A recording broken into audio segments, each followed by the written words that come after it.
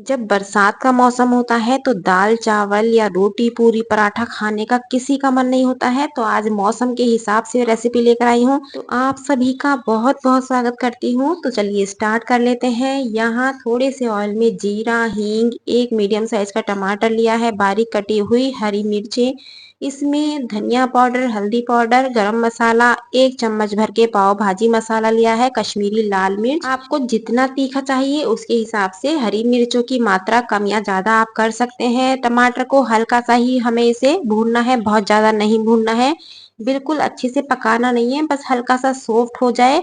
इसके बाद हमें लेने हैं उबले हुए आलू। तो आलू को इस तरीके से मैश करके इसी में ऐड कर लेते हैं। इतने मसाले में मैंने यहाँ केवल 4 मीडियम साइज के आलू लिए हैं। तो आपको जितनी स्टफिंग तैयार करनी है उस हिसाब से आप टमाटर डबल ले सकते हैं यदि ज्यादा करनी है।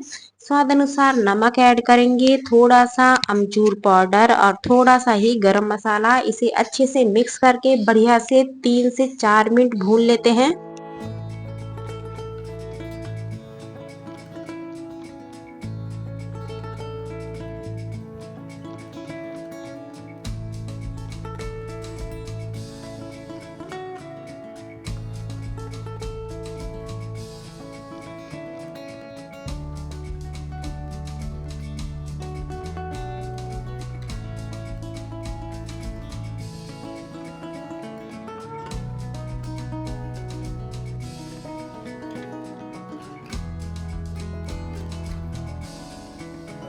तो आप देख सकते हैं बढ़िया से ये हमारा मसाला तैयार हो चुका है, आलू बढ़िया से भुन चुके हैं। तो इसमें ऊपर से बारीक कटा हुआ हरा धनिया डाल लेते हैं और इसे ठंडा होने के लिए अभी साइड में रख देते हैं।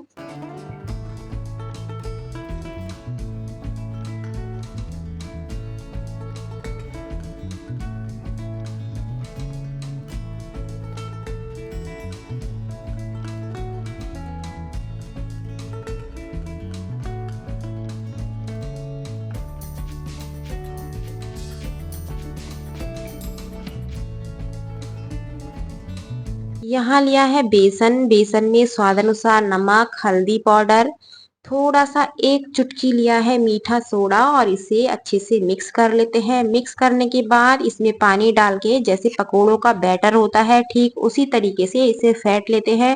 इसे हमें कम से कम 1 मिनट के लिए फेंटना है। 1 मिनट के बाद इसका कलर देखिएगा और इसका टेक्सचर देखिएगा, बहुत ही फर्स्ट क्लास एकदम तैयार हो जाता है। ये देखिएगा मैंने पूरा इसे 1 से 1.5 मिनट फेंटा है। तो बस इतना ही पतला या गाढ़ा हमें इसका बैटर चाहिए। तो इसे रखेंगे अभी हम साइड में। यहाँ आलू भी ठंडे हो चुके हैं जो स्टफिंग हमने बनाई है। जब ये ठंडी हो जाए तभी हमें यूज करना है। तो अभी ये हल्की सी गर्म है तो इसे अभी साइड में रखूंगी। यहाँ ली है 2 से 3 हरी मिर्चें, धनिया, आप चाहो तो आम्बी भी यहाँ ऐड कर सकते हैं। तो इसमें लूंगी मैं यहाँ जीरा, स्वाद अनुसार नमक, अमचूर पाउडर, कम से कम 2 चम्मच अमचूर लेना है। यदि आपको अमचूर की पसंद नहीं है तो यहाँ आप कच्चा आम भी ले सकते हैं। 2 चम्मच के करीब मैंने यहाँ रायते की बूंदी ली है, जो बेसन की बूंदी होती है। पानी मिला के इसे बिल्कुल महीन पीस लेते हैं। चटनी की बहुत सारी रेसिपी मैं आज तक आपको शेयर कर चुकी हूँ। होता क्या है, किसी में आप आम भी डाल सकते हैं, किसी में अमचूर डाल सकते हैं, किसी में टमाटर डाल सकते हैं। धनिया, पुदीना, मिर्च वही रहता है। तो यहाँ चटनी भी तैयार है। यहाँ ब्रेड लेनी है तो ब्रेड की 2 स्लाइस ले लेती हूँ फिलहाल मैं। और यहाँ जो आलू हमारा ठंडा हो चुका है उसे बढ़िया से सारे में हमें फैला के एक बढ़िया सी लेयर लगानी है। बहुत ज्यादा ना तो पतली लगानी है और ना ही बहुत ज्यादा मोटी लगानी है।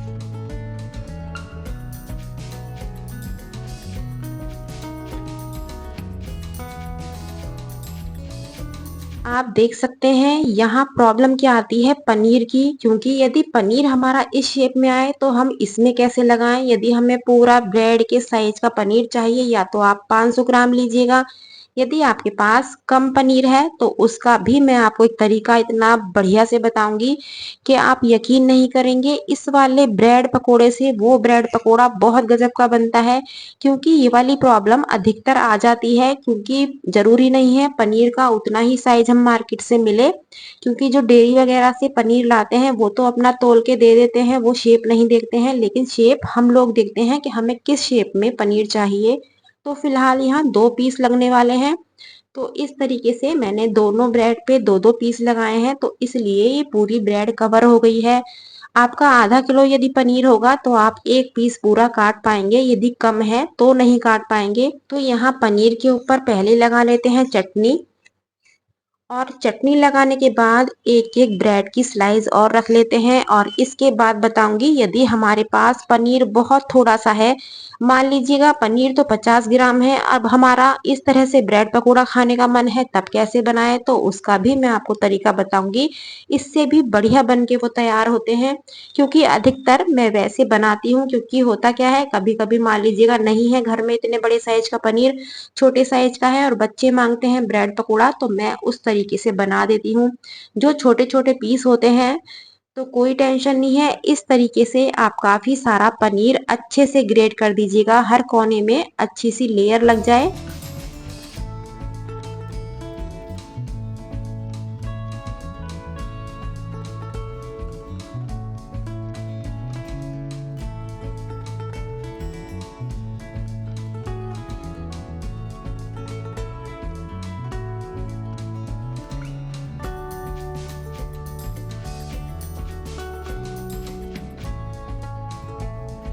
जो हमें चटनी लगानी है, यहाँ पनीर के ऊपर नहीं लगानी है, यहाँ ब्रेड के ऊपर लगानी है। इस बात का आप ध्यान रखिएगा, क्योंकि यदि आपने चटनी पनीर के ऊपर लगा दी तो सारा पनीर आपकी स्पून से चिपक जाएगा, उतने बढ़िया से नहीं लग पाएगा। तो यहाँ ब्रेड के ऊपर चटनी लगा के, यदि आपको खट्टा मीठा पसंद है तो एक ब्रेड के ऊपर टमाटो केचप भी आप लगा सकते हैं, लेकिन मुझे मीठा पसंद नहीं है मेरे घर में किसी को भी, तो मैं इसलिए टमाटो केचप का यूज नहीं कर रही हूँ। यहाँ तेल गरम होने के लिए रख देते हैं।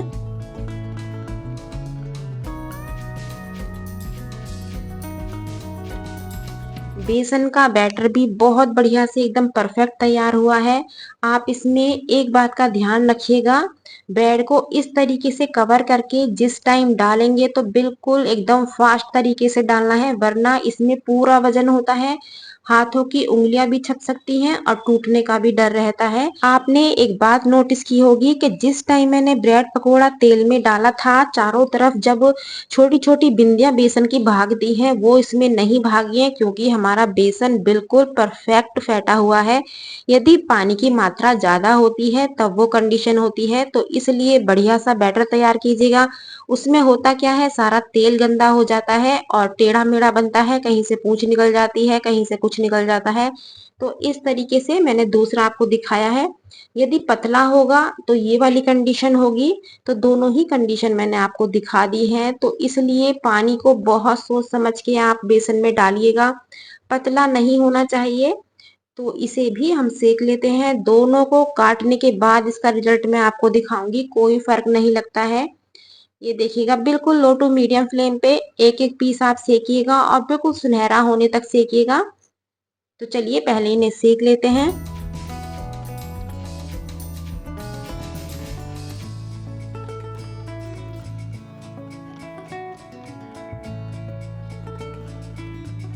अब बारी आती है इनकी कटिंग करने की, तो मैं अभी आपको दोनों ही दिखाऊंगी।